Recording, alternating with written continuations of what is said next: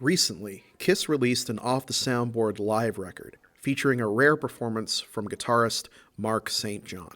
Mark was an interesting note in the history of the band. He wasn't in it for even a year before being replaced, and the live record is one of only a few known live recordings of him with Kiss. I knew he had passed away, but I wasn't aware of the circumstances surrounding it.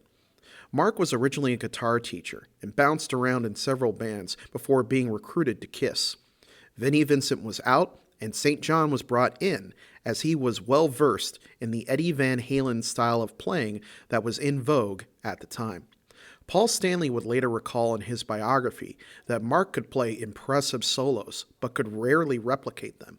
When Paul tried to steer him in another direction of playing, such as that of Jimmy Page or Jeff Beck, Mark apparently replied, "I can play way faster than those guys."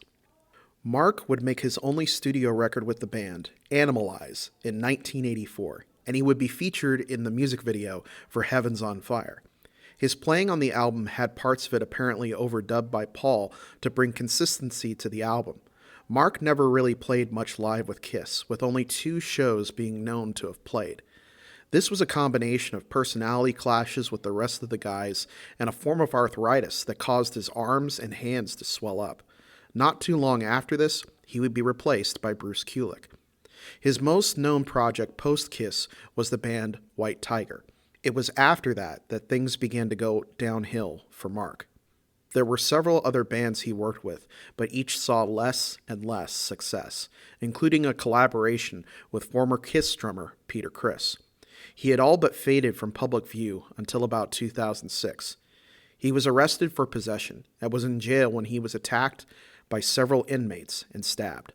Apparently, he had stolen food from another prisoner, and it's rumored a guard even conspired in the attack. There was also a rumor that he had ratted out on a drug dealer, which also may have led to the beating.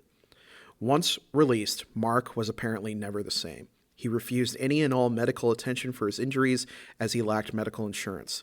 He developed a severe drug habit. He had sold almost all his possessions and did odd jobs to support his addiction. He died of a drug overdose in 2007. Mark St. John is a short and tragic part of the Kiss narrative. He had an opportunity to hit superstardom in one of the biggest bands of all time, but because of his own personal demons and physical ailments, it was lost quicker than it started. The new live record deserves at least a listen, as a brief peek at what could have been had things played out slightly different. Mark was an impressive guitar player, but sadly could not escape his own fate. What do you think about Mark St. John? Let me know in the comments below. The content on this channel is made possible from viewers like you.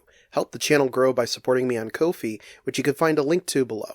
You can also help by liking, commenting, sharing, and subscribing.